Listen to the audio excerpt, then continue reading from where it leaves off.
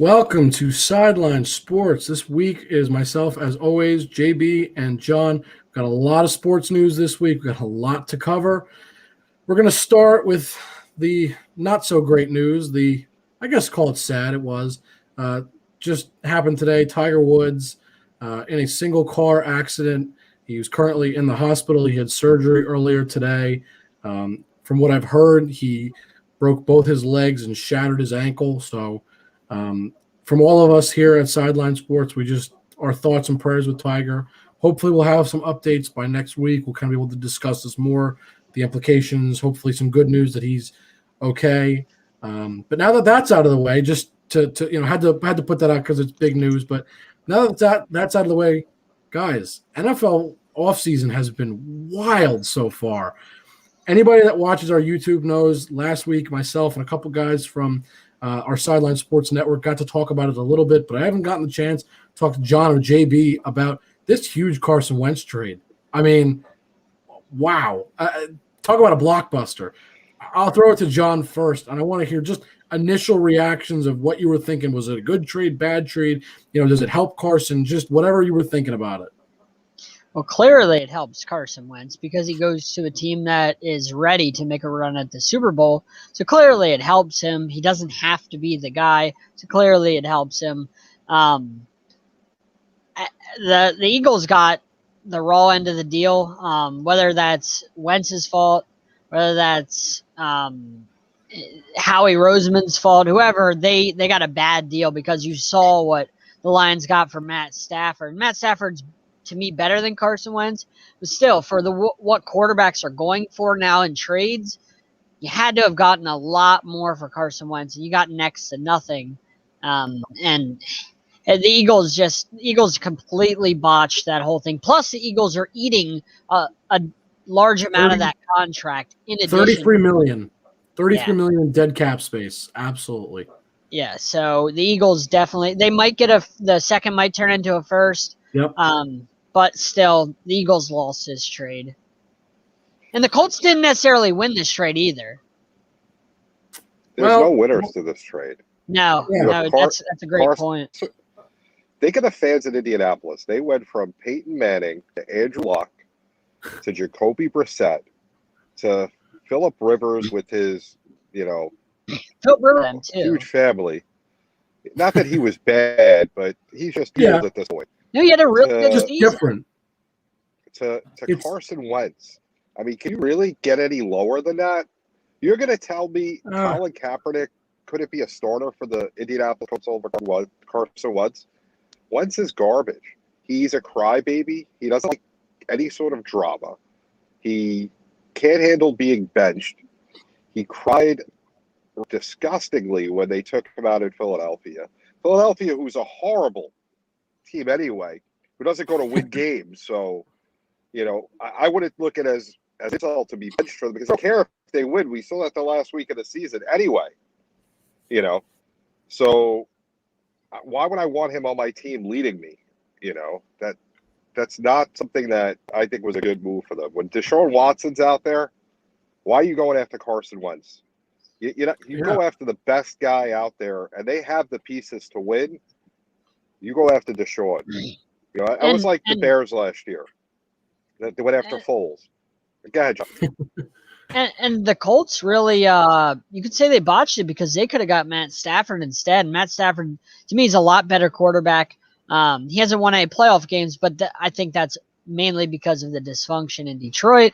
It's another story. But Matt Stafford, to me, is a better quarterback. He's played through all of his injuries. He doesn't say a word. He gives back to his community. He did everything for that city. He never gave up on that city. He gave everything he had. And that's not something I can say about Carson Wentz. He doesn't cry. He doesn't say a word. He just does his job. I mean, go ahead. And he's a really good quarterback. Here's what I'll say to kind of play the other side of this. Carson Wentz is the winner of this trade more than anybody. And I know I think we all agree on that, but what you guys haven't said and what we talked about when we broke this news, which is I think why this is actually somewhat of a smart move for the Colts. First of all, I don't think that they were going to get Deshaun Watson. Deshaun Watson, for whatever reason, didn't have the Colts on his list. I don't know why. I don't agree with it. I think that's a mistake on his part. But if Deshaun Watson didn't want to go there, it just wasn't going to happen. And interdivision trades don't happen often either. Right. It doesn't mean he wouldn't have gone to the Colts, but he wouldn't have said, I will agree to go here. And that means kind of, it wasn't going to happen. So I think the Colts kind of had the realization, we're not getting Deshaun. Why this is smart for the Colts is really one huge obvious reason is Frank Reich. Frank Reich, we talked about this when we broke the news, was Frank Reich is the only guy that truly has unlocked the potential for Carson Wentz. And Carson Wentz not only gets to have him again, what, John? What? He had a 13-game stretch. That's it. He didn't even do it over 16 games. He's never won on the field. He's never won. He didn't even win it. Exactly. He hasn't won MVP. He hasn't won a playoff game. What has he proven to anybody besides a 13-game stretch? All I'm saying was this. That he could get hurt. If Carson Wentz has a chance of fixing his career, this was it. And that's why Carson Wentz is the winner. Because he gets to go play with Frank Reich, who he loved playing with clearly. He had his best stretch. Even if it wasn't a full season, and even though we're not sure if he'll repeat it, the best chance for Carson to repeat it is obviously going to be with Frank Reich. We know that. We can tell just based on his track record. If you're picking from everybody he's been with, right, I think it's reasonable to assume that's the best option. More importantly, Carson Wentz doesn't even have to be good. He has to just be okay. Because the truth is, he doesn't even have to play his best because they have an amazing defense. And more importantly for Carson, why it's also great for him, a great offensive line to back him up. Okay, we talk about him getting hurt. Now, he's had good offensive lines in Philly. Don't get me wrong. I'm not taking anything away from him because when he went, he won those 13 games, that game we're talking about, when he was an MVP candidate, he had a great line, and there's no question that he did. It was one of the best lines in football at the time. And they are a great line, but they're getting older. Okay, we saw this season Carson Wentz got beat up. If he wants to rebuild confidence, he wants to have a chance to be good, Indy makes the most sense. And I think Frank Reich is the reason that he is in Indianapolis. Why didn't they pursue Deshaun Watson? I mentioned that it wasn't where Deshaun wanted to go. More importantly, you guys kind of asked me, why didn't they go for Deshaun? I think Frank Reich said, I want Carson Wentz. I want this guy because that's the guy he likes. He's worked with, and he knows how to get him going, if you will, right? Carson Wentz knows that system already. I think that's why he ended up. What? Well, I was just looking at one of the comments. Somebody said Wentz is better than Mahomes. I'm sorry. Oh yeah. I thought you were saying that I was crazy. The Easter Bunny's better than Santa Claus. Jake, Easter Bunny's better than Santa Claus. That's all I'm going to say. Next, yeah. But look, I know that Carson Wentz has got a lot of things to prove, and I know it's not certain. But if you want to talk about the perfect situation for a quarterback, he has to play okay. He just has to not suck. Okay, he's got some talent around him on offense. He's going to have a run game that they'll actually use this time, as opposed to in Philly, they didn't even use their run game. We've talked about that. It was a problem in Philly, right? We know that. He's walking into a situation that's probably better for him. Do I think this was the best move for the Colts? No, I think ultimately pursuing Deshaun Watson probably was their best option. I still think that was the smarter move. But when I think about what they had to give up, the cap hit that they're taking for Carson Wentz because they're getting him at a discount. Deshaun Watson would have been more expensive. And they're more importantly getting Carson at a discount. He's about 20 to 25 million per year for the Colts as opposed to over 30 for the Eagles. So they're getting a discount on what his contract was. Ultimately, in terms of cap hit, in terms of a guy that that their head coach likes, right? A lot of things do make sense. Even though I don't personally think it was the best move, I still think Deshaun was the best. I actually think he is going to be a great quarterback. I truly do think he's going to fix things.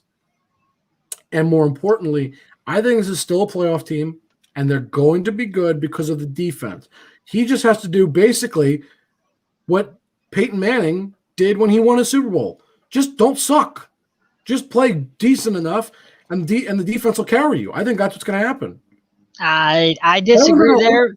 I disagree there because because Peyton Manning did not have teams like Kansas City. And I know Brady was still there, but Mahomes and Wentz has to go up against Mahomes or Lamar Jackson or those type of caliber of teams in the playoffs.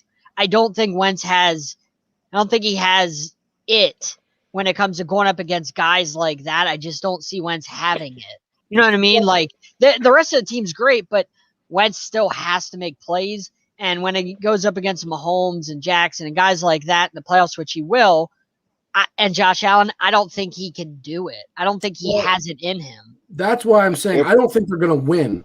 I don't think they're going to win past the regular season. I think if he plays okay, the defense will carry them to the playoffs. I agree. Once they're in the playoffs, they're screwed. At least unless he returns to form, which is not impossible. I just don't think he will. And even if he does, he can't stay healthy to return to form. He can't. And we don't even know what he is in the playoffs. He's never won a playoff game. We don't know. Listen, I think when it comes down to it, he's just not a good quarterback. Listen, Bubby Brister's out there somewhere. Indianapolis could have got him. Okay, let's get off Carson Wentz. He wasn't worth a 7th-round draft pick. Waste of space. I don't want a quarterback ever on my team that is upset and that can't lead the team. You know, you have to lead by example. Carson Wentz doesn't do that. You have to be healthy.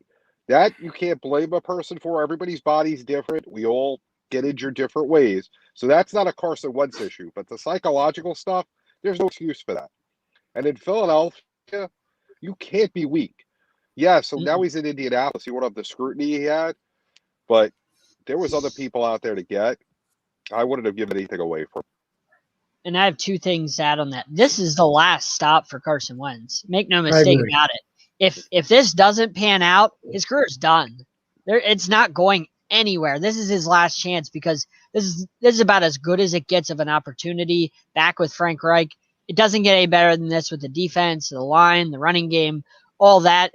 This is his last shot. And if it doesn't work out, Wentz's career is done. Second of all, I'm going to repeat the stats that I told Jake when he did the news show the other day, when I called into the DA show the other day.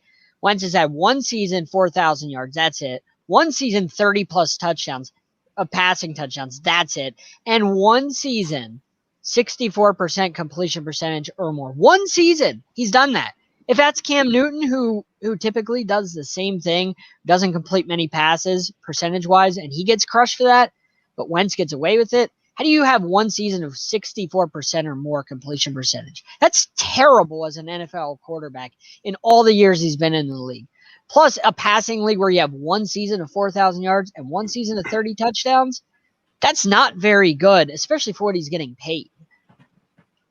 You're right. Saying. To be fair, though, the only thing I'll say, in his 1 season, that he had all those great stats, he threw for what is tied for his most attempted passes. So I'm not changing it. I just want to put it. I think it needs to be put in perspective. At the end of the day, okay. In 2018. He threw 2019. He threw for nearly 64%, 63.9. So we'll call it 64. That was his second best season in terms of completion percentage. He threw the ball 607 times. And that's not very good. But I think want your quarterback like 66, 67. You know what I mean? You don't want that low, especially for a guy that's getting paid that much. You got to be better than that. And he's Mr. Check Down. He loves checking it down. He loves passing the safety blanket tight ends. Well, I think that's partially on the system he's in. I think not entirely, but I think check downs come from the system you get put in. If your system is I'm just saying with all them check downs and your completion percentage that low. The only excuse I'll give Carson Wentz is they really didn't give him many studs at receiver. Aguilar was horrible when he was there. Yeah. Deshaun Jackson's not – listen, he was never, a top-flight receiver. Yeah. He always – listen, watching the Eagles the last couple of years, a joke me and my friends always had was, the Eagles have no receivers this week. Everybody's hurt. Maybe they'll call us because They were always hurt. Same thing with Wentz, and there weren't many studs out there to catch the ball. But the problem is he wasn't healthy to be on the field, and whoever was out there, he wasn't completing passes. So I just don't like him. I don't think it's a good move for Indy. I think if I'm a fan of the Colts, and I went from the lineage, we went through it. I'm not happy the way they're going. I'd rather spend a year losing and redraft the top quarterback like they did with Luck than try this as an option, because I don't see this happening. I would rather Rivers had come back, honestly.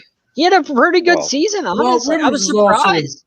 Rivers is also an extremely underrated quarterback, I think. A lot of people overlook him. But I'm just saying, I agree. I'm just his saying. Age, No, Rivers I agree. had a pretty good season. I think I'd rather have him right now than Wentz. Well, we'll see. This is they could have went after Big Ben. There's some trouble in Pittsburgh. I don't know if you heard about that with Big Ben. Big Ben is, as far as I know, he's coming back. I heard today he's coming back. They want him back. He wants back. They do, but they were talking about his contract. So if they wanted to make a trade for quarterback that at least has a lineage of winning, and you have a team there, you could have went after him. So there were guys they could have went after. I don't get. I think the big thing was, or two things rather. A, they wanted to go younger. They needed a younger quarterback because they saw what happened with Phillip Rivers. He played the 1 year and he left.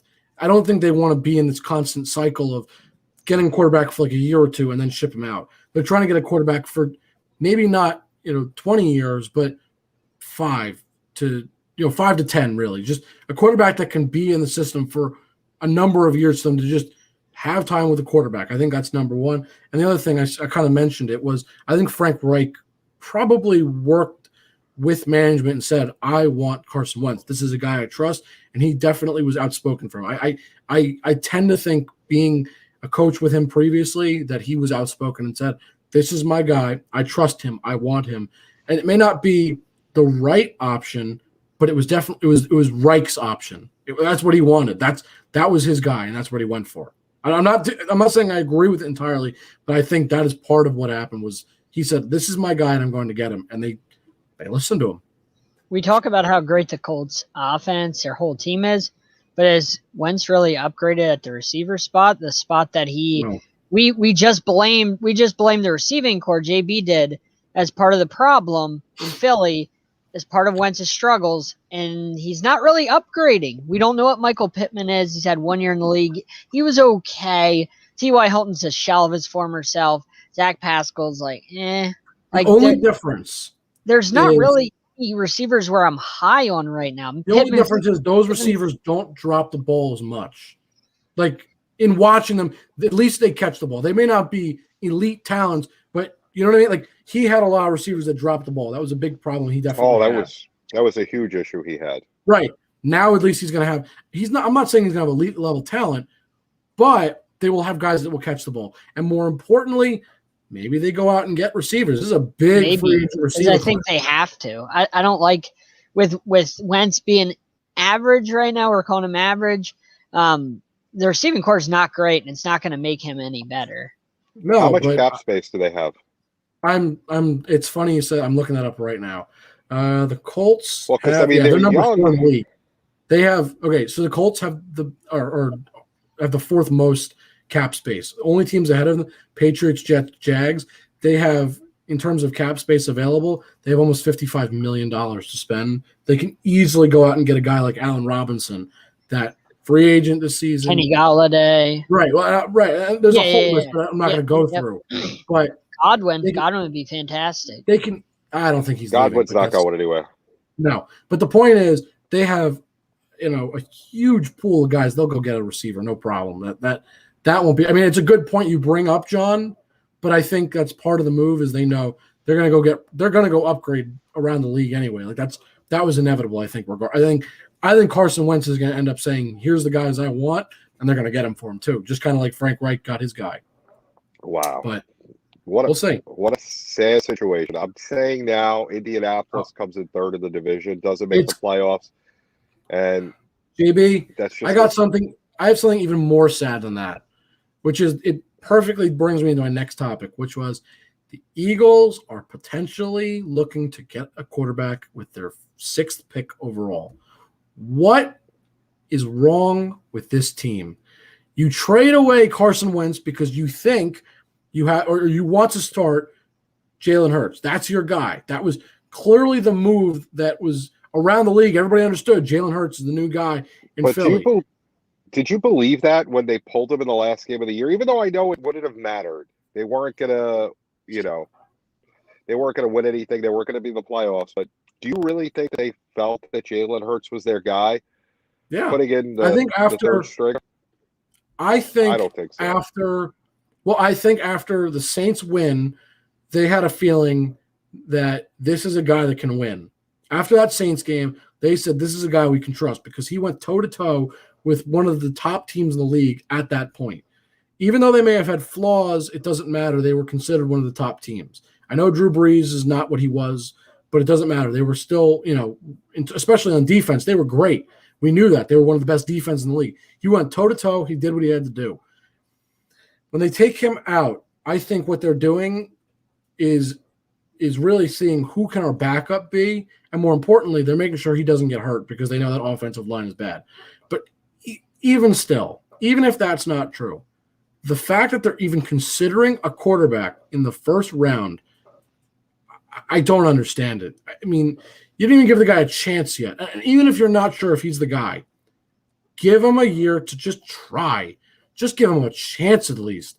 They haven't even given him, they haven't given him time to really show what he's got. I mean, come on. It's a horrible run organization. I think, maybe Bill O'Brien may be working there. We don't know about it because I don't get it. You want to say Jalen Hurts is the guy, but they took him out the last game, so I'm not buying that. You're saying they're looking at a quarterback in the draft. Why would you do that if that's your guy? It's mismanagement at its best. They could be the Knicks of the NFL at this point. Once Houston gets their stuff together. I hope they will be for my sake as a Giants fan. I'd love that. I'd love for them to just start being terrible or continue rather. I don't understand it. You know what? If Jalen Hurts was doing what Carson Wentz was doing, and they said, all right, we can't trust this guy. He's not good anymore. We got to move on. Fine. Give the guy a season at least. I mean, come on. Think about the two most dysfunctional franchises in football right now are the Texans and the Eagles. It's crazy to say. The Jets, Robert Saleh, good pickup. They have the number 2 pick. They could do a lot with that. I think the Jets are trending a little bit up. Lions are dumpster fire, but still, they're not as bad as the Eagles or Texans. Think about where the Eagles were a couple years ago, Super Bowl. Think about where the Texans were, was it last year? Not this past season before. They were up 24-0, I believe, on the Chiefs in the playoffs in Arrowhead. Yeah. And now you're where you're at.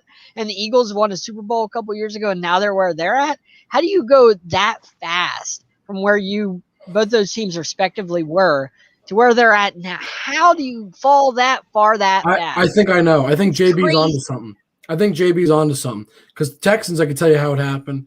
It's Bill O'Brien. JB, I think you're onto something here. Fast they fell. I think JB's onto something because I think Bill O'Brien has a hand in the Eagles. It makes sense. It all makes sense now, right? Texans it's kind of the same type of thing, and it may not be him, but it may be someone that's maybe with him or things like. His name's Howie Roseman.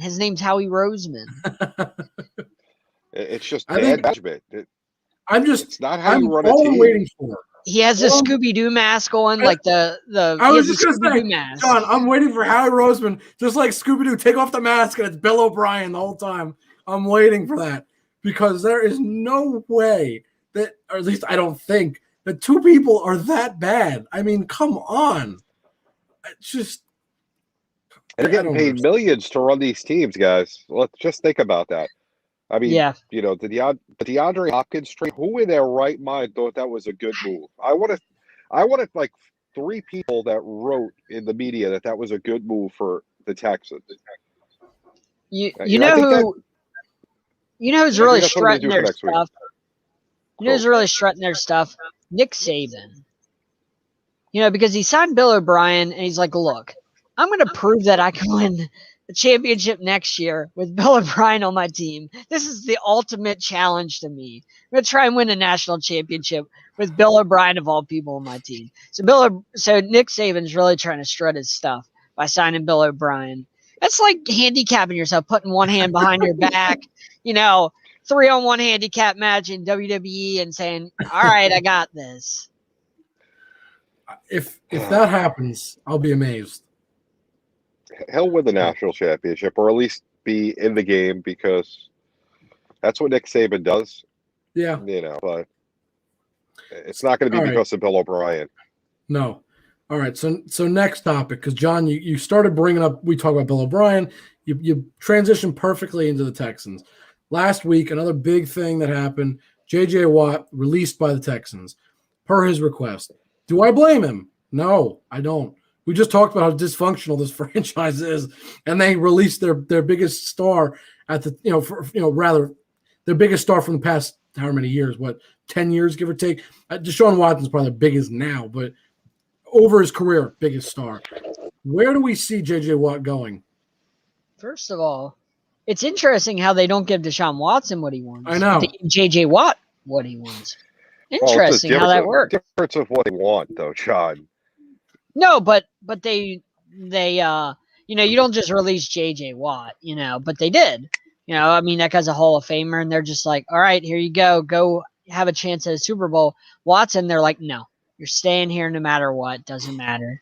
So it's interesting how they're treating those guys completely different. I think it shows who's more the important. dysfunction. Who's more important to winning? I was going to say.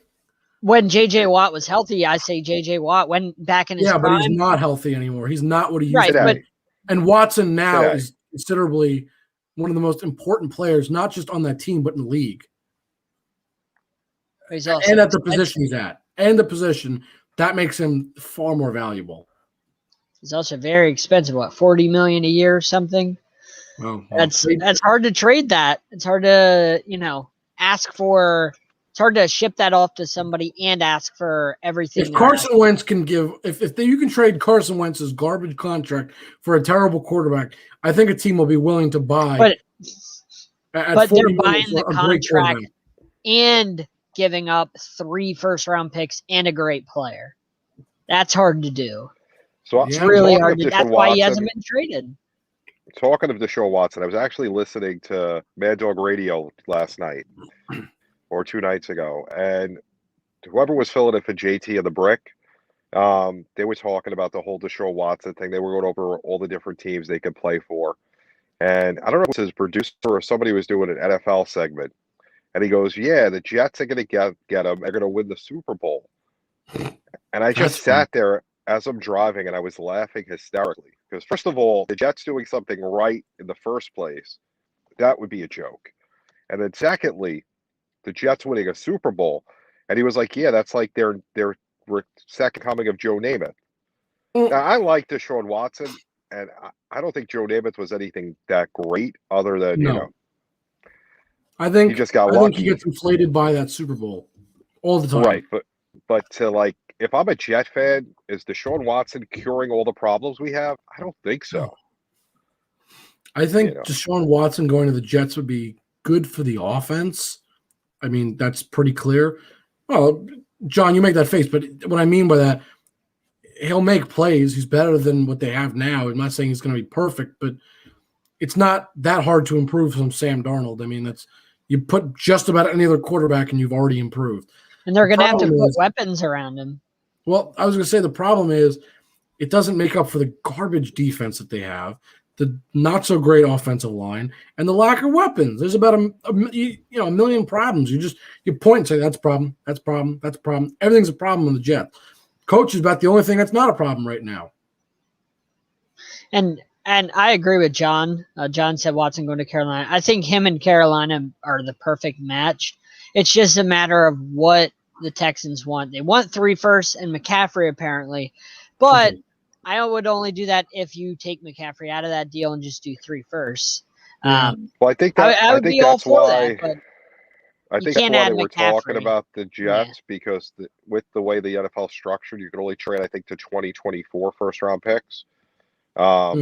after that, you can't move them. So the Jets have the most first-round picks in that time period, which is why the Jets are high on the list. But I don't see that helping the Jets. I don't see how the Jets become a Super Bowl team by that. The Jets need a lot of work. And if I'm Deshaun Watson, I don't want to go from Houston to the Jets. You're going from one bad franchise to another. And I get that it's New York and everything, but if you're going to a New York team, you want to go to the Giants. The Giants automatically get respect in the league. Even when we're horrible, the Giants get respect because of the franchise. It has a history. The Jets are seen as the Giants' little brother always, not because of anything other than the Giants actually have some credibility in the league. They both suck, but it's always going to be championships. Yeah, well, that's what I mean. It's the same way that the Mets are always seen as the Yankees' little brother. Why? Just championships. That's it. Other than that, doesn't matter. Obviously Yankees are better, but no matter what, if the Mets could be the best team in the league, they're still seen as the little brother. Why? Championships. That's what sets those teams apart. That's it. Why won't Deshaun Watson entertain a trade to San Francisco? I don't get. Why not? I feel like San Fran and him would just be an amazing match if they can work out a deal that both sides win. Him in San Francisco with Kyle Shanahan would just be sick. And I would love to see it. I mean, that division's already fun to watch. Up and down, that entire division is scary. And you had Deshaun Watson to that division. I mean, Russell Wilson, Kyler Murray, now Matt Stafford's an upgrade from golf. I mean, that would be an amazing division to watch the entire year. So I don't understand why he doesn't entertain that. And nice weather out there in California. That I don't understand the talk to Miami. Why would Miami? Yeah, I don't understand that either. You drafted Tua. Do you not think Tua's your guy? I don't understand. Give him a chance. I keep seeing reports on, not to interrupt you, seeing reports on the Dolphins don't want him. Then reporters from the Dolphins say that the Dolphins have secretly entertained offers beyond the table for Watson from the Texans. So I keep seeing conflicting reports from different places, and it's just, I really want Watson to get traded somewhere so we can just stop all the, well, he's going to the Dolphins. Like, it's getting annoying at this point where there's 31 other teams that everybody thinks he might go to. Realistically, there's only a few. John, I just add this. I was looking this up while you guys were talking. I was curious. So the teams he's willing to go to are, at least that we know of, the Jets, Dolphins, Panthers, and 49ers seem to be on that list. As far as I see and what I know, he hasn't ruled them out. And honestly, I agree. It makes the most sense. There's no juice to the story, No. There's nobody talking about it. No. Which would it's be surprising. A decent fit for him. It'd be fantastic. Fit. I think of all those teams, it's the best fit because he has a great defense, he'll have great weapons on offense, good coach, and most importantly, they're the only team right now that makes sense and is ready to win. The Jets, not ready to win. They're going to waste his career just like the Texans. The Dolphins, it just simply doesn't make sense. He would be good there, and I'm not saying it wouldn't work. It just doesn't make sense with Tua there. If Tua wasn't there and it was just Ryan Fitzpatrick, I'd be like, yeah, it makes all the sense in the world. It's a good defense, good offense, kind of the same thing in the 49ers, good coach, all the same things. It's just right now they have a quarterback. It wouldn't make sense. And then the Panthers, as much as offensively it does make sense, defensively it doesn't, only because they're just not ready. They're not calibered. They're not high caliber where they're ready yet. So for me, the 49ers make the most sense just because they're ready. And it's clear that Deshaun Watson wants to go to a team that's going to not waste his career, but, get him to start winning because he's sick of losing right now. So just sad because why aren't the Giants on that list? And why haven't we reached out to upgrade the quarterback position? Because if you look at how the team was last year, if you could put Deshaun Watson there and keep improving what you improved, you actually could become a pretty good young team and have a valuable veteran leader quarterback. I think they dropped the ball on this, and it's not too late to get into the sweepstakes because he's still available. Well, Gettleman is so high on proving everybody wrong because everybody knows that everybody except Gettleman knows that he was wrong about Daniel Jones, and he still wants to prove everybody wrong that hey, that was the right pick at that spot, getting Daniel Jones. And Gettleman's an ego guy, so he's gonna stick to his guns on that. So that's why I don't think he's entertained an offer. So it goes back to what I said last week. Why wouldn't I trade Saquon Barkley right now? Because I don't trust the guy in charge. I still don't trust. I don't trust him.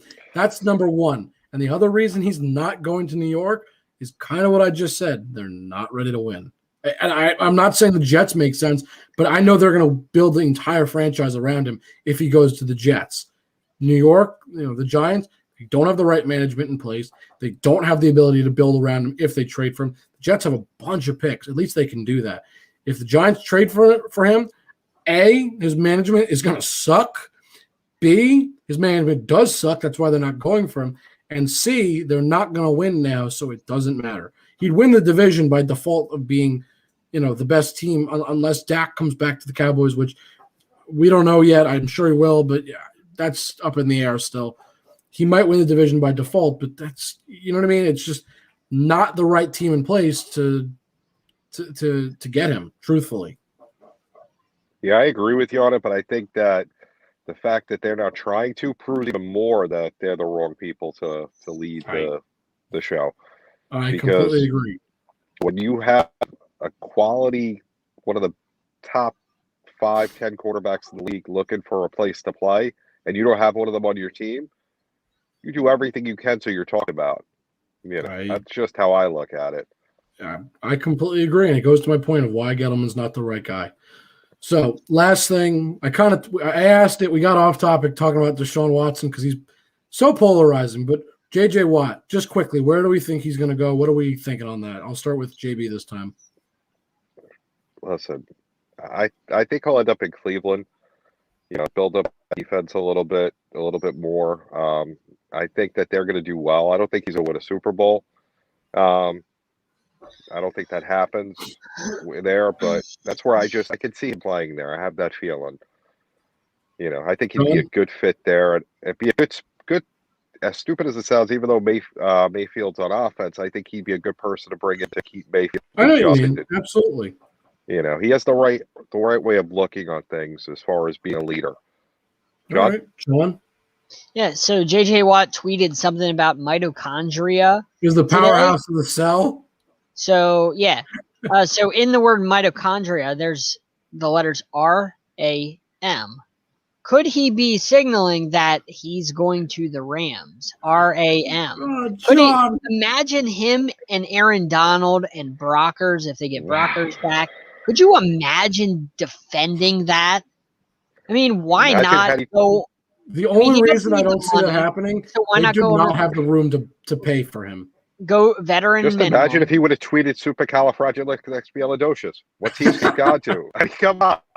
But apparently he's been dropping hints on his. No, he hasn't. Yes, he's been dropping hints on where he might go, and the Rams are the front runner. Anyway, he could go veteran minimum. He doesn't need the money. He wants to win a championship. So go veteran minimum, play with Aaron Donald, Brockers, that team. And they just got Matt Stafford, who's really good. And the defense was amazing last year. So add J.J. Watt. I think it makes the most sense. Now, for me, I think there's two places that seem the most likely. I think Steelers have a chance only because of his brothers. I'm not saying it's going to happen, but it would be kind of cool, admittedly, from to play with his brothers. I personally think the most perfect spot is Green Bay. Why? Great offense. Need help on defense. You put a guy. And it's where he's from. He's from Wisconsin. That was my next point. Yep. You bring him home.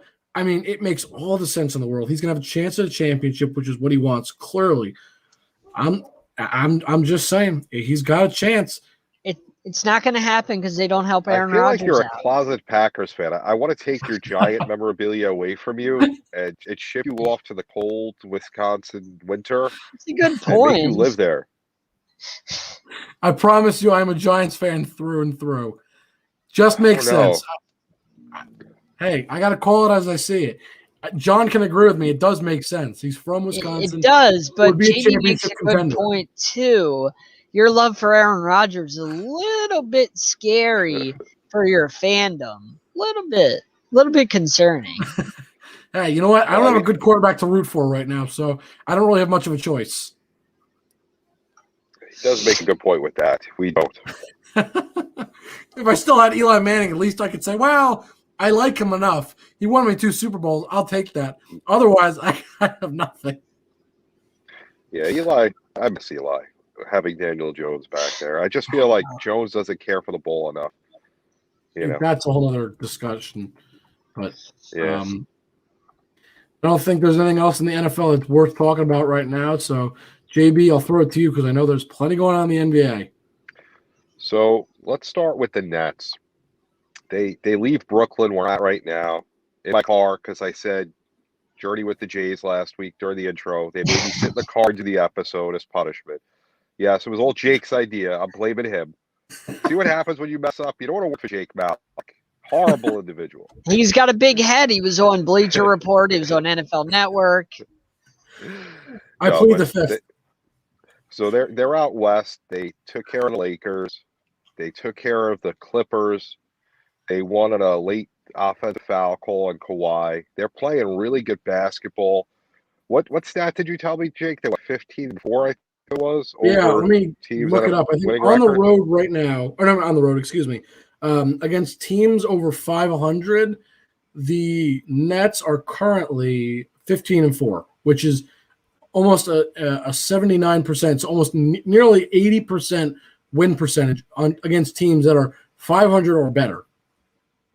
Yeah, I mean, that's an amazing clip, and that's without all 3 big guys playing right now. So once all 3 are playing, it's going to be interesting to see how it gels and how they get going. I think that's going to be the key to this whole season, to get all 3 of them on the court and start building that chemistry up. Right now they're winning, but I want to see everybody going together. What do you think, John?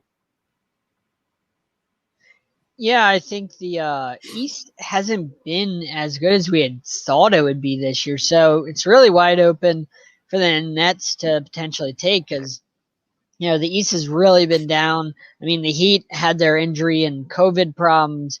They'll come back. They'll bounce back. But overall, the East just hasn't been as good as we had anticipated. Yeah, the Knicks have looked pretty good so far, but they're not going to beat the Nets if they somehow play in the playoffs. That would be fun, Knicks, Nets, New Yorkers. That would be kind of interesting. But anyway, there's just not a lot of teams right now in the East that can compete with the big 3 there. Sixers look really good with Embiid, but I'm not really sold on a whole lot of teams in the East right now. I mean, the Celtics are always pretty good. Bucks are always a top seed, but they always fall off. So, I mean, really, it's a Nets East right now because there's just not a whole lot to compete. Yeah, I mean, this team looks great, and I'm just going through the schedule. They beat some good teams. They beat the Celtics, okay. They beat the Sixers, even though that we don't think that the Sixers are better. They're still a good team. We know they're a good team right now, okay. They beat the Jazz. They beat the Nuggets. They beat the Bucks. They beat the Heat. Actually, twice they beat the Heat. Okay, that was a good team and still is a good team. And the list goes on. I'm not going to name every single good team that they beat because they beat plenty. The point is this. This might be one of the best teams in all of basketball right now, if not the best. And I didn't say they are the best. I said if not the best. I said they're one of the best, John. I'm not saying they are. That could be debated. But I am saying, no question, top 5 team, maybe even top 3. I'm not looking at all the teams. I would take a second to make more of a final analysis, but I would say top 5 team right now. It's a great team. And JB, you made the point. Not everybody is on the court yet. They can get better still if they can all work together. I'm telling you, this is a good team. And John, you said this is the East is for the Nets. You're darn right it is. This is John. I thought the East was going to the Heat because they were the best team last season for sure. Not anymore. Nope. Bye. Sorry. I know you don't like to hear that. I know it sucks as a net it's been hard with COVID and injuries for the Heat this year. It's been quite a tumultuous season. Plus the Heat playing into the finals, like we had mentioned a million times, 72 days before your first game. They just don't look the same. And JB did mention a while ago that I think JB mentioned like the bubble kind of was like the perfect scenario for the Heat to make the run. Anyway, so maybe people think it was a bit of a fluke that not to get off topic, but maybe people think it was a bit of a fluke because of the conditions, because of the conditions were perfect for them. You could only win the games that you're scheduled. That was the schedule. They played the best basketball in the East, and they came out of the East. Do I think Spoelstra is a Hall of Fame coach? No, but I think he did a great job last year, and he's done a good job throughout his career.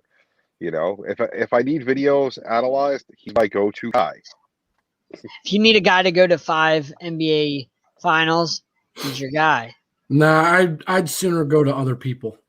Who's in the league that's been to 5 finals? Are you talking about in the league now? Coaches, yeah, currently. Oh, well, nobody. But I was going to say, okay. I'd sooner go to Phil Jackson. I think Kerr, and that's it. I was going to pick someone that's not in the league right now, but has a track record for doing pretty well. I'd go to Phil Jackson. Yeah. I mean, Phil Jackson's always, had Shaq, Kobe, guys like that. I'm just saying. Michael Jordan, Yeah, it's kind of hard to compare any coaches to Phil. Yeah. That's a tough one. Now, let's get off the Nets for a second. Let's kind of keep it with them. Big threes. So, Harden, Durant, and Irving. Is there any other big three in history that you can kind of compare that to? I mean, what about Golden State with Clay, Curry, and Durant? Do you think that was even close to this? I think it was better. Really? They won multiple championships. I'm talking talent-wise. I'm not talking about winning. I think talent-wise, they're better. That was going to be my question to you. Yeah, I mean, when you say compare, James Harden doesn't play defense. So you got to be an all-around complete ball player, not just one-sided. I'm going to disagree with you on this. I think James Harden, Kyrie Irving, and Kevin Durant are probably 3 of the most talented in the league by far. I think Curry's a better shooter, a better Curry's a Hall of Famer. Klay Thompson's a Hall of Famer, and Kevin Durant's a Hall of Famer. Klay Thompson's going to go in if he retired right now, he would go in the NBA. He would go in, or Naismith Hall of Fame, whatever you call it, that basketball Hall of Fame. Yeah, he would go in. I don't know about that. Really? Yeah. I'm gonna vote no.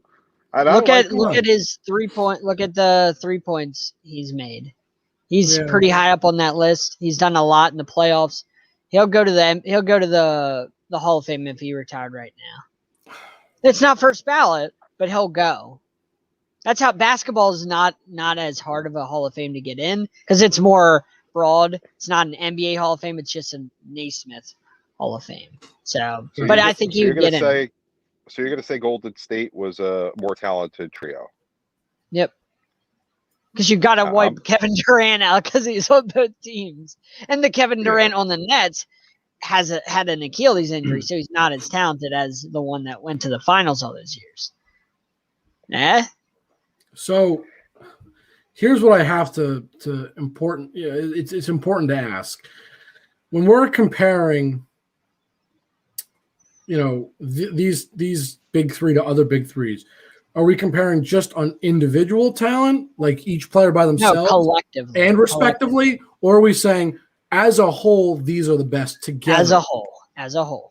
Okay, because I could pretty much say I could name at least one big three that was definitely better: Tim Duncan, Tony Parker, Manu Ginobili. I think I truly look together as I hear Megan Price in the background somewhere. Hold on, but the reason I asked that question is this: individually, I think the big three of the Nets are better. Those players by themselves are better, but together, I think that's a better big three. And what I mean by that, okay, the Nets, we haven't seen what they're going to do yet, so it's hard to say. They haven't played all together. However, those three, Duncan, Parker, Ginobili, had 4 championships and 5 finals appearances. Okay. As a unit, when they were together, they were dominant as anybody. And that's what I'm getting at. We haven't seen this big 3 play all together. We don't know what they're going to be all together. That's the problem. We know what those 3 were together. That's that. And the other big 3 that I could argue was better also were the Bulls: Jordan, Pippen, and Rodman. Oh, that's individually. The best. It doesn't get any better than that. And right, and individually, I could argue that you call Rodman a person that you would put in your big 3. No, I mean, but hold on. No, but if we're talking, what I was going to say is important though, because JB, I wanted to make sure because what I'm answering is as a unit, the best big 3, not by player, but by how they played together, the 3 of them. Yeah, and they were the best 3 players together. I would say 3 superstars. And I mean, Rodman, when he was in college, he could score. When he got to the NBA, but his rebounding was a rebounding machine. Oh, he's a machine, dude. Yeah. The reason I put them, and rebounding matters. Rebounding does matter. Yeah. The reason I put the 3 of them first, though, is obviously the dominance in championships, but also the way that they complemented each other on the court. It doesn't get better than that. As players by themselves, I would say they're not the best big 3. I think in terms of 3 superstars, we've seen better. And the Bulls? No, hold on. Players by themselves, we've seen better. 3 players together on the same team, we've seen better. Absolutely. It's hard to get better than Pippen and Jordan together. I mean, that's, 2 of the 3 right there is just really hard to beat. I could go with Magic Johnson and Kareem Abdul-Jabbar. They played together. I mean, Shaq and Kobe. I mean, I can make duos, but what I'm saying is 3 players that played together as a unit, there was no better, in my opinion, than those 3. If we're going by just individual player, it's a very different conversation. I'm saying big 3. We're saying, how did those 3 players go together? How do they complement each other? How do they play together? I think those Bulls are number 1, and it's not even close. Interesting. I don't see how you compete with the Bulls. I don't know how we could put Rodman, though, because he had a very one-sided, one-faceted game. And I don't consider Rodman a superstar. So I don't know. What I'm saying, I'm not. Was back then, wasn't he? Hold on, but I mean, JB, you watched it more than us because I was, I mean, we're talking about a couple years old. JB, you and I are talking 2 different things. I think I'm saying that the 3 together were more complementary and better together than any 3 in history. No, you're saying. You're saying those 3 as players are not the best 3 players to ever play together, because you would say that Pippen and Jordan, incredible pair, but Rodman holds them down because he was not on their level. I got you. Right. Yeah. But he was a dang good defensive player. He was a dang good defensive player and rebounder. That whole Bulls team was phenomenal defensively. There was no question about that. And it was led by Jordan, who was defensive player of the year after year after year. Yep. So and then forget about his defense. I mean, look at his offense, which everybody remembers him for. We forget about the big 3 of the Heat too. I saw them. I saw them on my mind on the list of people. I mean, I love them, but I still don't think I'd put them ahead. I don't. Bosch brings them down. Bosch brings them down. He does. Yeah. He's the Rodman. He's the Rodman of that group. I think if we're talking about the 3 best players to play together, this may be one of the best because you have 3 superstars. I mean, 3 top 10 players, and those are guys that everybody on their list are going to say these are some of the best players in the entire league, no question. I mean, you want to talk about just 3 superstars on a team? I'm not sure it gets any better than that, though. I mean, if we're talking about like that, are you talking about the Nets? Incredible.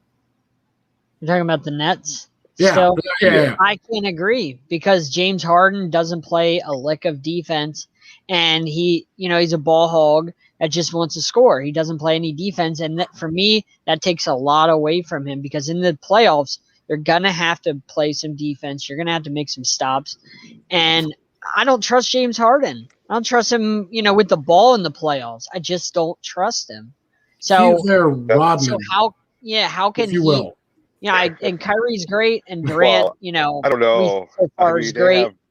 They have Harden and Irving, who are their Rodmans at this point when you think about it, because although they're both really superstars, when it comes down to the mental fortitude to win, they have a total different idea than KD. When you rely of the two on players, I would put when you count Rodman on them. Yeah. to be Harden instead. That's all. Yeah. Durant, but can you rely on the other two? We'll find out. Yeah. It's All debatable. Right, last NBA topic before we get into pitchers, catchers, and all great things when the weather's warm. As I look at the snow outside my car, where's Boogie Cousins going to go? Houston cut him. This guy came into the league, was a force, not the same player nowadays. I don't know what Houston's doing anyway. I mean, they weren't going to win, but he's still somebody that can help them. Where does he go? Miami or LA? Which LA? The Lakers. Sorry. The Lakers. Jake? Really? I think. Why do you Lakers think that? I just want to hear that. I think that he wants a chance to win a championship. I think Miami with another big would really help them out. They need size. That's something they lacked last year against the Lakers. So Cousins, although he's not a great player anymore, I think the size would really help. And then the Lakers really could use that size too. I think they could use the defensive help too, the rebounding as well. So I think, LA, he could chase a championship. And, I think he could fit in there with not having to do too much. Miami, it gives them size inside. I think that's a fair point. I think the one team, other than the Lakers, that could make sense,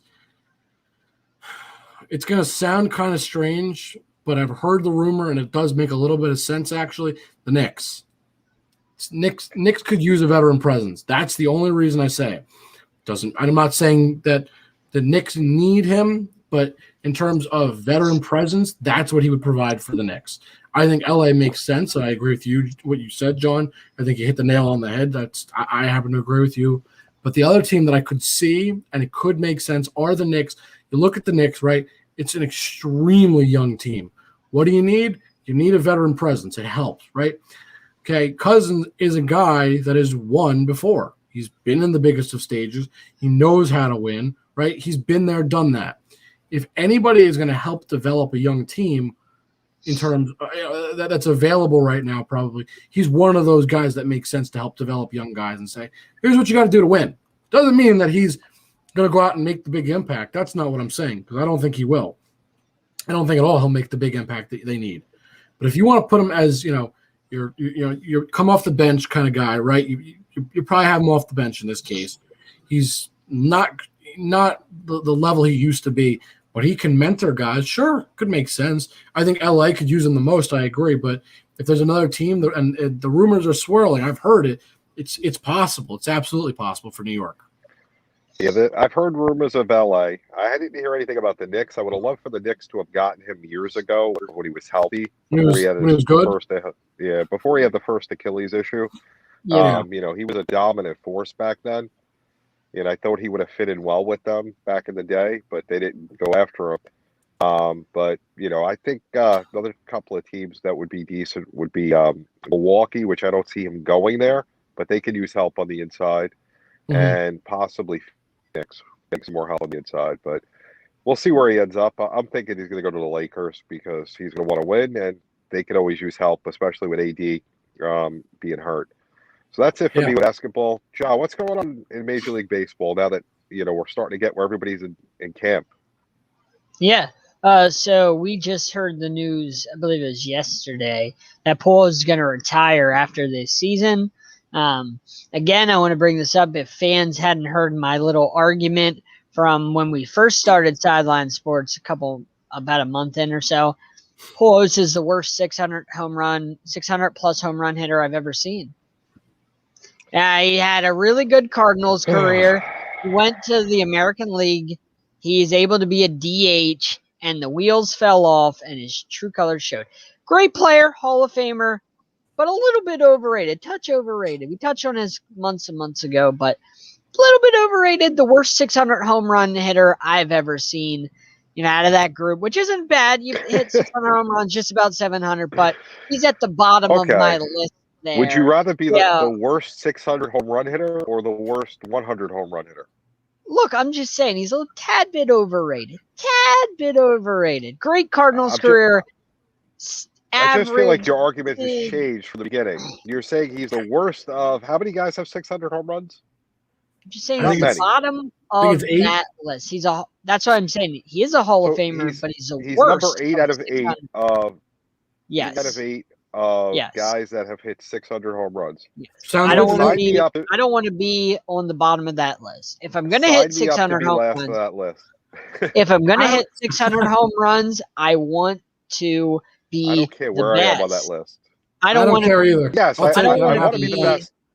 I want to be the best, but if I'm number 8 on that list and there's 8 people, No, that's I not know good enough for me. that also puts me as number 8 all time, pretty much. Well, actually, no, probably number 11 all time.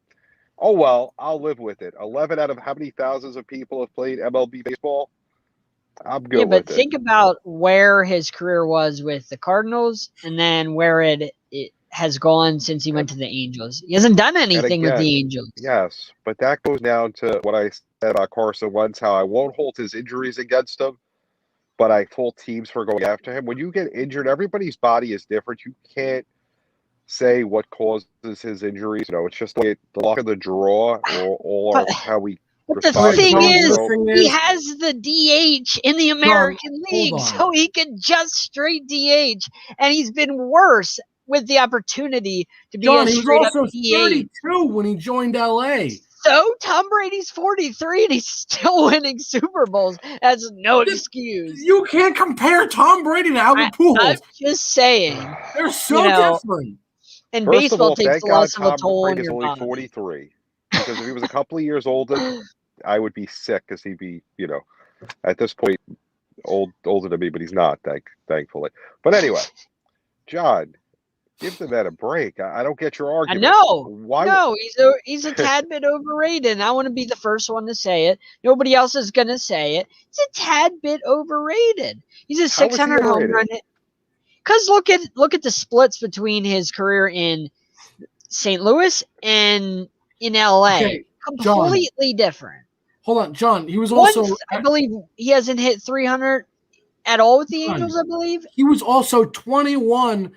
So he was, from his 20s to his early 30s in St. Louis, and then he goes into LA. He's over 30. I mean, where he has the opportunity to DH and just. But that doesn't make it any better. His body's still not the same. But if you just DH, it should be easier than having to play. That's not necessarily true. John, more that is not necessarily true. But in the NL, 162 games a year, you got to play first, no rest DH wise. AL, you can, instead of taking a day off from first base, you can say, hey, I'm just going to DH today, which is a lot easier. Still gives you an opportunity to get your reps. Not necessarily. It depends on the player. Some players like to be on the field. It gives them a natural rhythm. Being a DH, you're sitting, you're only working once an hour, so there's not that natural rhythm going out on the field. Physically, it gives him an opportunity to rest his body. John, you want to hear something crazy? There's two important things that you don't seem to know, and that's okay. I mean, I didn't know this. I just looked. First of all, his number of at-bats has not really changed depending on where he is, okay? In St. Louis, he averaged probably between 550 to 600, give or take. That's an approximate. I don't know exact numbers. I got to, I can see them, but I'm not going to go every year. That's insane. I don't have that time. Since joining LA, he's only hit over 600 times three times. Most times he hit his normal, which is between 500 and 600, and most times it was actually he only hit twice close to 600. What are those averages? Go ahead, tell me those averages. That's not the point. My point is, it's going to be skewed when his numbers are lower, though. What I'm saying is, when it doesn't matter if you have 500 or 600 at-bats, you still have an opportunity to hit 300, and he kept doing it with the Cardinals, and he couldn't do it with the Angels. Okay, John, the other Why can't you hit 300 in the AL with the opportunity to DH? Hold on. So you're going to bring that up. With Mike Trout. John, do you know how many times he DH'd, though, per season? Because I think you'll be quite surprised. No, I'm just saying the opportunity to. It doesn't matter, but hold on.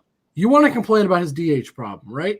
Okay. I'm not complaining. I'm just saying that should be. Since joining LA, He has only DH'd more than 70 times. So less than half the season twice.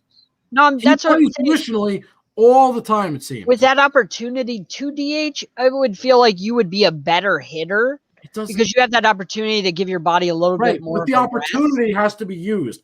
He only in 2016 and 17, he did 123 and 143 days that he was a DH.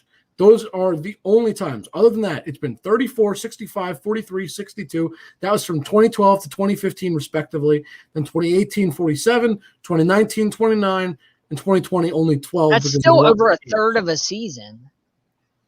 60 times, 60 games. That's one time. One time, John. I'm just saying, a little bit overrated of, He's either overrated or not. It's not a little bit. You're either overrated or you're not. It's a tad bit. He's a tad bit.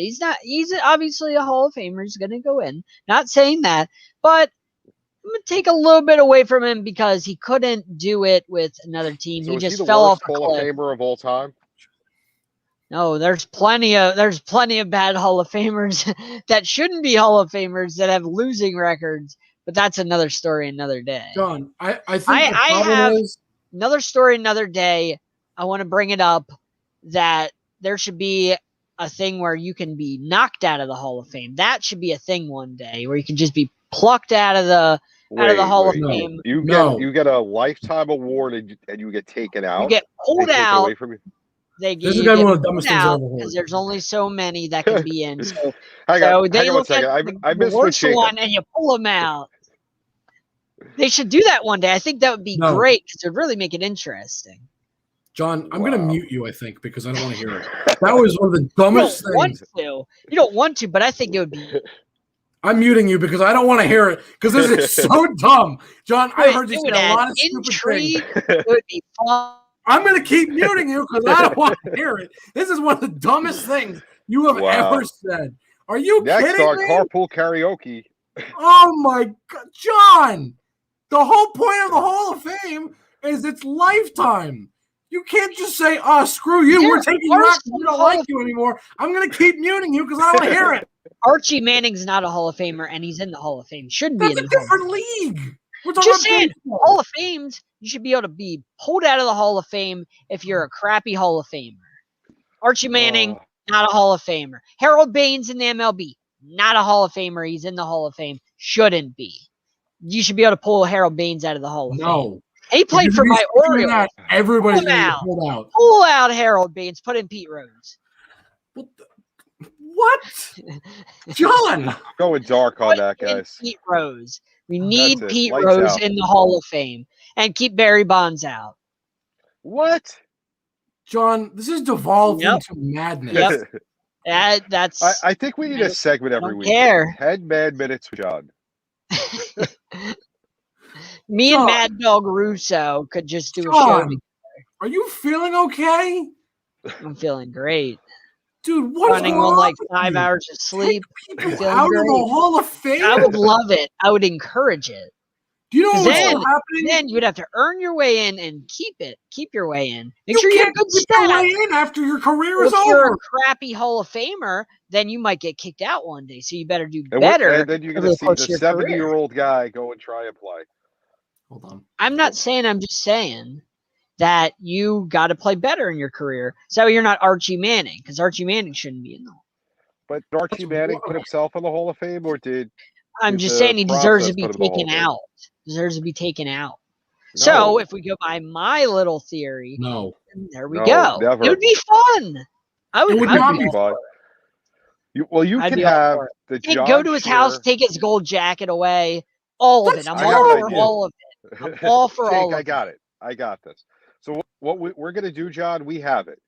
You're going to be in charge of the Sideline Sports Jon Shearer Hall of Fame. You can elect to kick out people at your will. Oh yes, this is like Stu Gott's his personal record book. This is your own personal thing. You can put him in and take him out anytime you want. You'll get a vote on it. But anytime you want to kick him out, it's on you. You got that.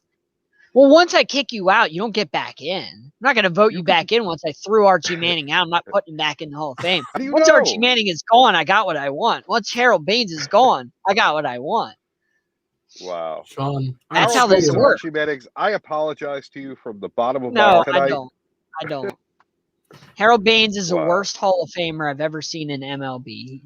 He's Sean, an average player to me. Played for my Orioles, and I would never call him a Hall of Famer. I'm all for that guy not being in. That bugs me every time I hear his name. Wow. I've lost the ability to talk about this, which is Look. Every time you bring I bring that guy's name up. It makes me irate. John. I'm just going to leave it at this. I'm gonna make it very simple because you can't compare Hall of Famers from the past to present, and I'll explain what I mean. And this is why your system would be flawed. I love JB's idea of letting you have your own segment. I'm cool with it. That's fine. But here's why it won't work. You have a guy like Johnny Unitas versus a guy like Peyton Manning. Two very different eras of football. You cannot compare their stats. Now, I'm not saying Johnny Unitas is not a Hall of Famer. I'm just taking. I'm just talking about a great quarterback from one generation and a great quarterback from a second generation. The problem with your system and why it would be flawed, even though I agree some guys maybe don't deserve it, you can't say, oh, they're not a Hall of Famer. Why? Because their stats aren't as good. The problem is you have to look at their stats respective to their era. Their stats may not line up with our stats now, but the problem you run into is you start nitpicking and saying, their stats are not as good. They're gone. Why is that a problem? Because it's two different eras of whatever sport it is. You know, it's like comparing guys to Wayne Gretzky. You're never going to find another Wayne Gretzky. Why? A, different style of hockey. B, he was just the best. People will start doing that. And I'm not saying everybody would do that, but it's inevitable. You'll compare guys from the past to current, present players, and what'll happen? You'll say their stats don't match up. They're not as good, and eventually, everybody that was once a Hall of Famer and deservedly so, lose out. I just want to tell you. So I looked up Archie Manning's stats. 120. Archie Manning's a Hall of Famer. 125 passing touchdowns, 173 picks. Averaged I believe it was, what was it, 159 yards per game as a quarterback and 125 touchdowns, 173 picks. How's that guy in the Hall of Fame? When you have a different era. I'll tell you how. Because there's guys. I just don't understand how you have. I'll tell you how. Almost 50 more picks than touchdowns, and you average 159 yards a game, and you're a Hall of Famer. Look at what the quarterbacks used to do back then, John. Quarterbacks don't throw 50 more picks than they do touchdowns in their careers, even back then. Look at the stats back then, John. It's a different game. I understand that, but you can't be that bad. John, I'll tell you how. This is a different era of football, and there are guys like Joe Namath, who I don't think is a Hall of Famer, who are in the Hall of Fame anyway. That's how. Okay? I'll give you an example. Okay? You want to talk about stats? Fran Tarkenton, if you compare his touchdowns to his interceptions, he is a consensus Hall of Famer because of, the era he played in. It was very different. He was a great quarterback in his time. Fran Tarkenton got killed in that category. 89 touchdowns to 274 interceptions, John. You can't but you can't compare that. Why? All right, let's take Fran out. Right. Let's get Fran out. Tell him he's out of Hall of Fame. Proof of my point. Totally different. Take him out. All right, you just added him to my list.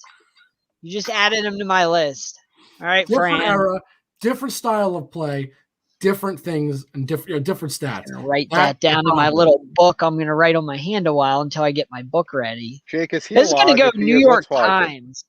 This is going to go New York Times, bestseller.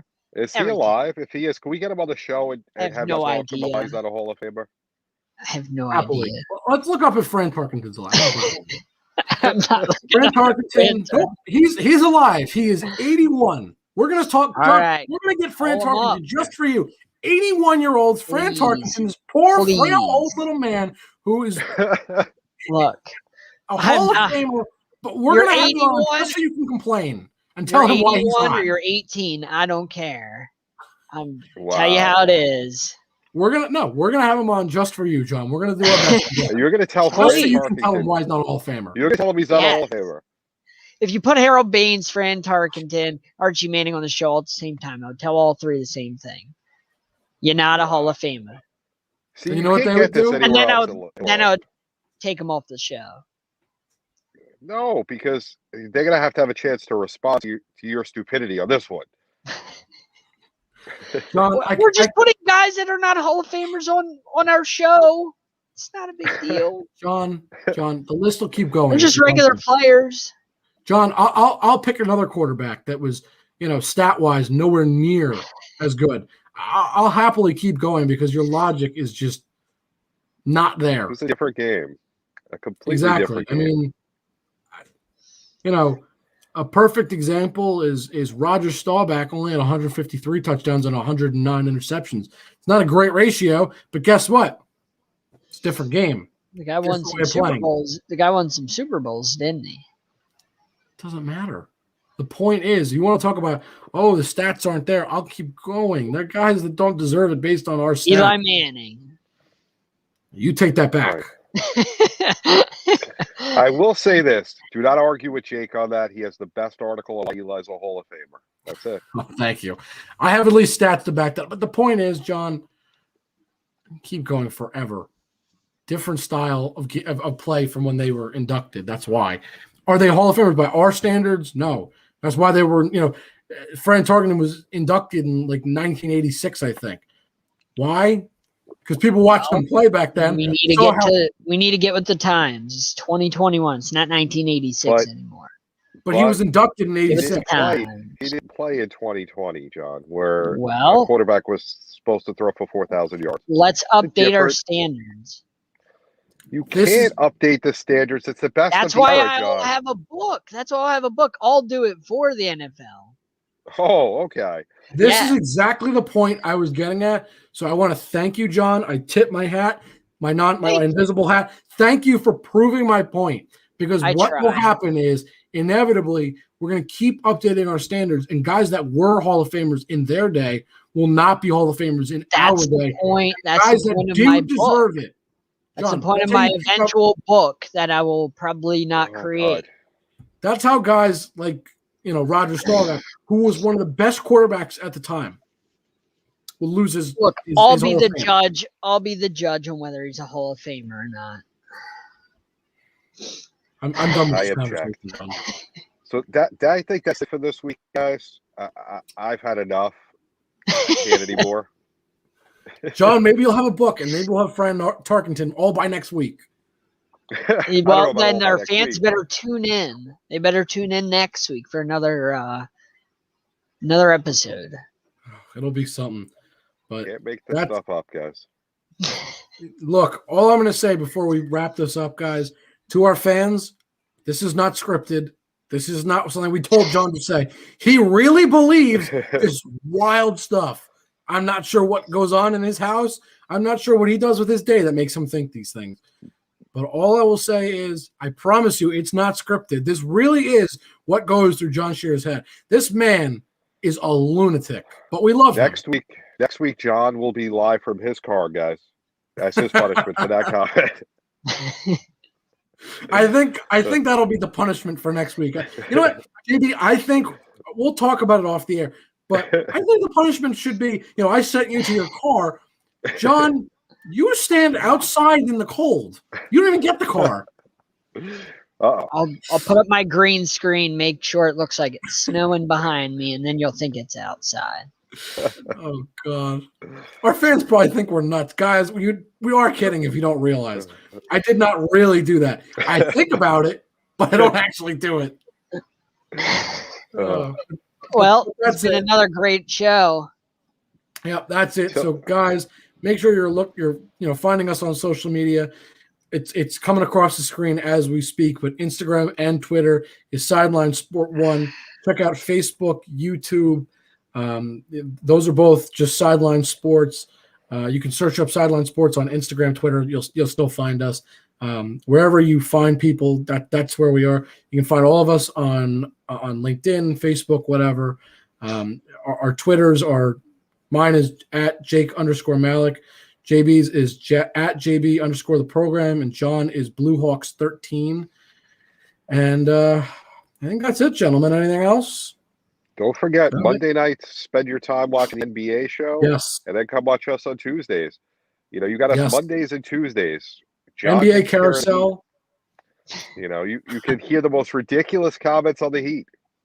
Twice. Oh, that's what's important. At 8 p.m. on Mondays, you can hear John talk about his Heat and give his wild notions. And on Tuesdays at 8:30 p.m., you can hear John give even more wild notions. You get 2 days in a row of John and his wild accusations.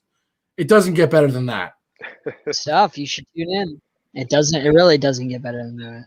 But thank you to everybody for watching, and we will see you guys next week.